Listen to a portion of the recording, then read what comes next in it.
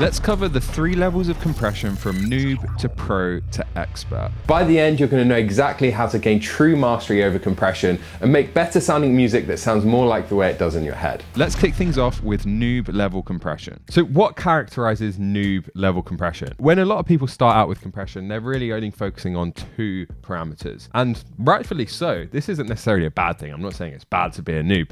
When you're starting out, you're probably thinking mostly about the threshold and the ratio. And you're thinking about how much compression you're dialing in. You're probably paying a lot of attention to the gain reduction meter. So first you would set the ratio depending on how aggressive you wanted the compression to be, and then you would just bring down the threshold until you saw the desired amount of gain reduction.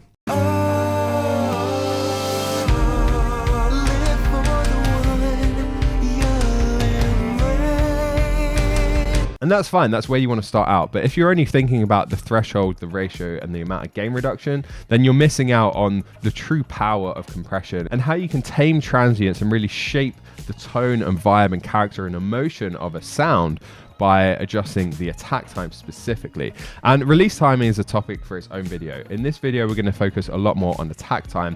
Also, auto release is pretty good. So if you're going to do anything to go from that noob to pro level, kind of bridge the gap between beginner and intermediate, it's to really start to focus and narrow in on the attack time and how that changes the sound when you're using a compressor. Moving on now to pro level compression. As you get more and more familiar with compression as a tool, you'll start to realize that it's not just a way that you can control dynamics and lock something into place so that the louder parts are quieter and the quiet parts are louder. Sure, that is a key use of compression, but I'm going to expand on this later because there are lots of other ways to do that outside of compression.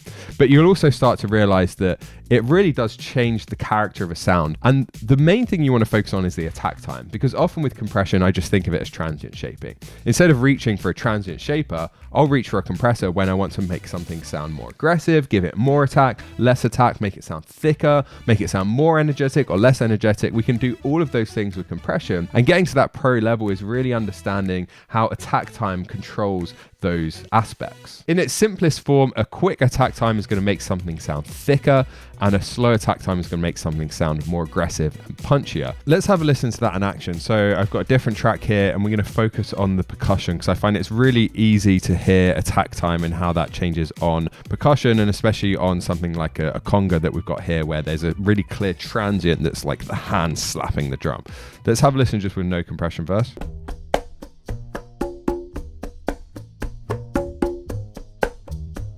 I'm using the FabFilter Pro C here because it's got a really wide range of parameters that we can dial in, and it also has this handy display. So let's start by dialing in quite an aggressive amount of compression.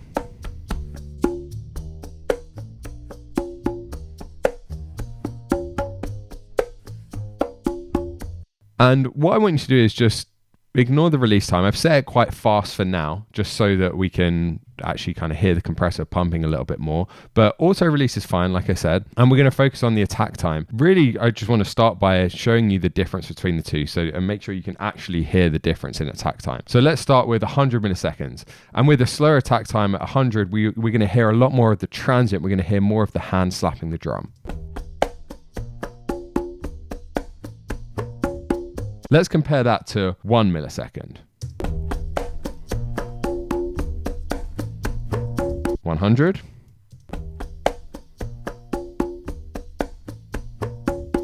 1.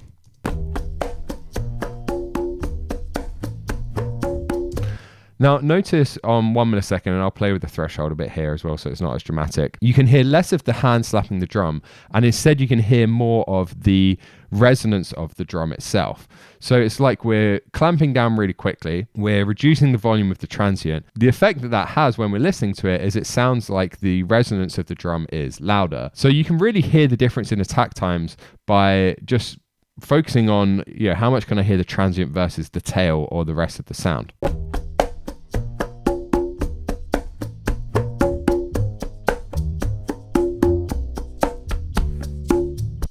And then let's go back to 100 again.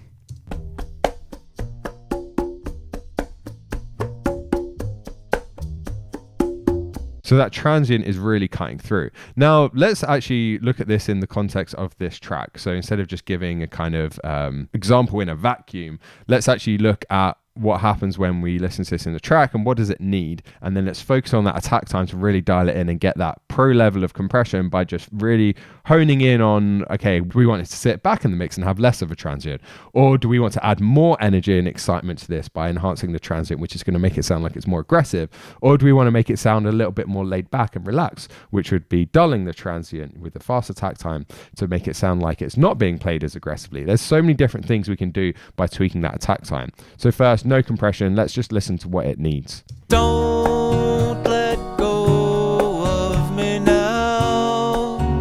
Keep hold of my hand. Weave me with your... So there's a few things that really stand out to me. One is that there are some hits that are just way louder than others. And we're going to come back to that when we talk about expert level compression, because I actually think that's a problem that could be solved with compression, but can be solved a lot better with some other tools that we're going to cover. The other thing that stands out to me is it's really just the slap of the hand that's cutting through the mix. We're not getting much of that resonance of the conga. Don't let go. Listen there, the ba, ba. Don't let go of me now. And we get a little bit of resonance on that one. Don't let go. This one here. Of me now. Boom. We can actually hear the resonance. But generally, we're just getting a lot of that slap. So in terms of the dynamics and getting that consistency, we want to lock that in. And that's part of getting a professional sound. It's just having everything kind of sit in its right place and not just be all over the shop. But there's another aspect here we can consider, which is the emotion. Do we want this to sound like it's being played more aggressively, less aggressively? What's the vibe of the track? Let's focus on those things and have another listen. Don't let go of me now. Keep hold. Let's actually mute the conga and see how it sounds without. Don't let go of me now. Keep hold of. So it's actually pretty relaxed. It gives me this kind of laid back vibe. I mean, it's pretty obvious, right? So when we bring them in though, Don't let go of me now. it's obviously adding a groove, but it does sound like they're being played quite aggressively.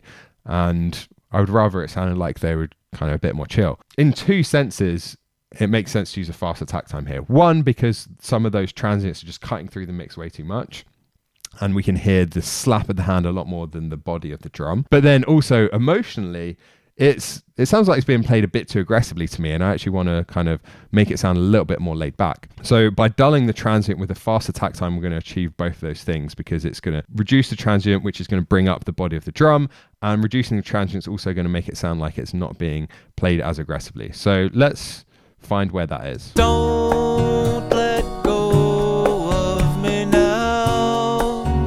Keep hold of my hand. Weave me with your long and golden strand. Don't let go of me now. Keep hold of my hand.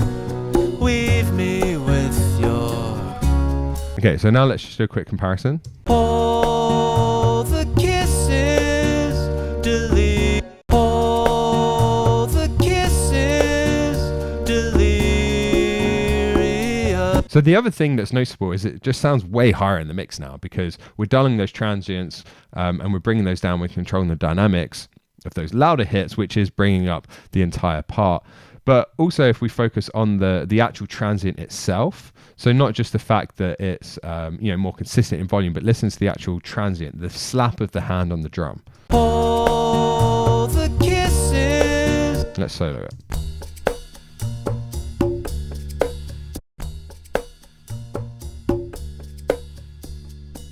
And to compare, again, let's go fast. And same level of control, but with a slow attack time. Just fast attack time. Slow attack time. So hopefully you can really hear the difference there. It is still subtle, but this is really the key to going from pro to expert. We're going to come back to that in a second. But just this understanding of attack time and how important it is really the secret to going from that beginner to intermediate advanced level. And then there's a few things that you can do to take this a step further. Now, before we move on to the expert level, one thing I want to be really upfront about is that I'm not about to reveal some secret that's going to magically make compression easy or instantly improve your mixes. And all of the stuff I'm talking about in this video is going to take a lot of time and hard work to really hone in. I've actually become a little bit disenfranchised with YouTube in general, and I haven't been making as many videos recently, and I even look back on some of the videos that I did make and I regret the way that I positioned things, because I think it's so easy to try and make out that there is just one magic mixing tip or trick that's going to instantly improve your mixes, but it's just not the case. And all of these small tips and tricks in isolation aren't going to make the difference between a mix that sounds amateur and a mix that sounds world class.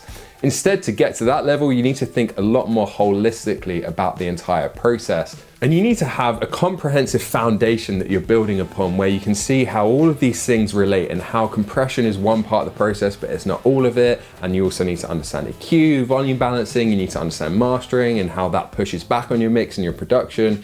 All of this works together and it can be really overwhelming. And while it's a lot and it's a lot of work, it also shouldn't take decades. And I speak to a lot of people who've been doing this for 30 years and they still can't translate the sound they have in their head to come out the speakers correctly.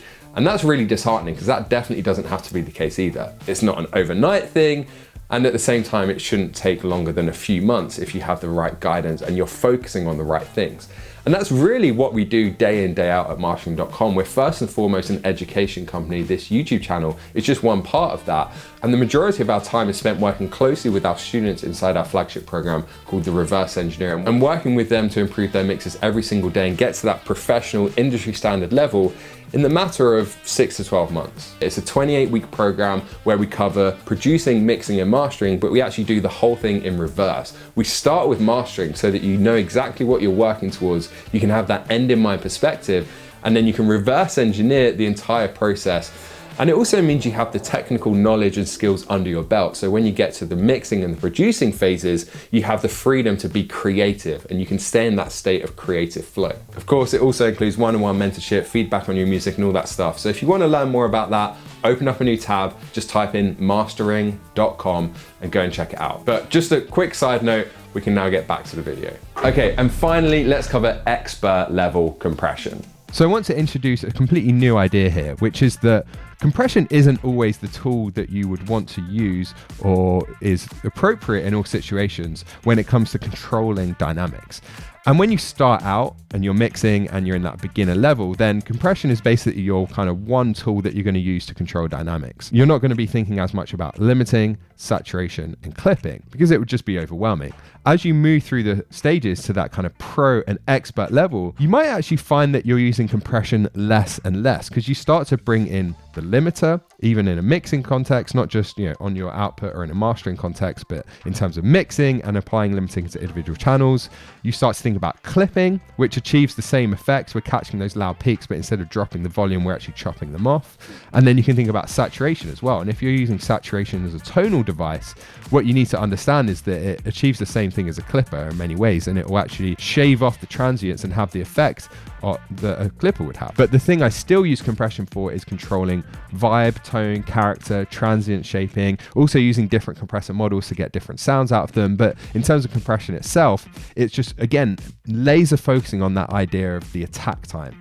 And release, we'll come back to that in another video, but here, just getting really good at understanding the nuance of attack time. And the thing that defines an expert in this is that you can actually hear differences in attack time of 10, 20 milliseconds. And an expert in compression is going to be able to hear that, whereas even a pro in many cases won't. They can probably hear the difference between 1 millisecond and 100 milliseconds, but hearing the difference between a 10 millisecond attack time and a 20 millisecond attack time is really what separates the pros from the experts. First, I'll just give you a super quick demonstration here. So here we've got, let's just round this down to 3 milliseconds. And now 13.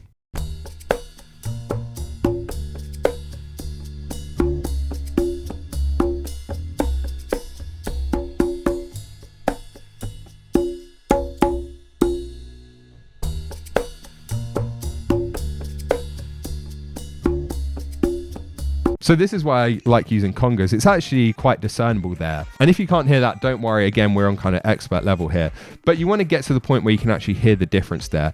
And I have one tool that I highly recommend that will help with this, and it's called SoundGym. Recommend SoundGym all the time. They don't pay me or anything like that. I do know the owner, we're on good terms, but they haven't paid me to say this, and they don't pay me ever to say this stuff, but it's just an incredible tool. And they have a specific game. So if you log in, go to gym and then compressionist. And I still use this. I'm still developing my ears into this kind of expert range. And tools like this I find really helpful. And the way it works is that it will play your sample. You gain match it.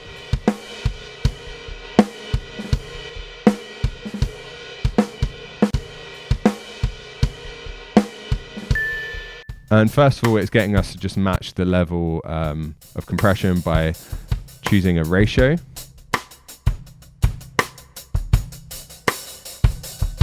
So if we go to 8:1, it's just going to sound a lot more compressed. We can hear it's bringing down those peaks a lot more. And we can hear in the example, it's nowhere near as compressed. And eventually after a few of these, it will start giving us different attack times. So with 0 milliseconds here, first of all, you can hear the compressor distorting a little bit. If we go to 50, we get a lot more punch. We're losing some of that body. This has got like a different energy. You can hear it in the cymbals. Sound like they're being played really aggressively. At 50, it really brings out the transient of the kick and the snare.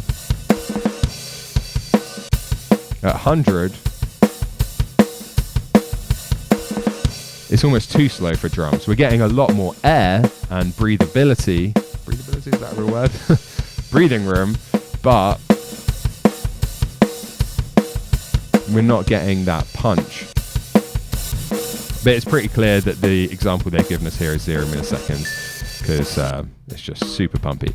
So really cool tool. I highly recommend you use it, and it's going to help you get to that expert level and be able to discern differences of 5-10 milliseconds in attack time. And that's when you really start to understand compression and the nuances of compression. In terms of clipping, saturation, limiting, they're topics for another video on another day, but hopefully this gives you a lot of clarity on what you need to do to actually progress through those levels and really gain mastery over the compressor. Now, there's obviously a lot more than just compression that goes into an industry quality mix or master. So if you want to learn the 13 mixing tips I wish I'd known sooner, then check out the video on screen now. And these are 13 things that would have saved me a lot of time if someone had just told me a few years ago.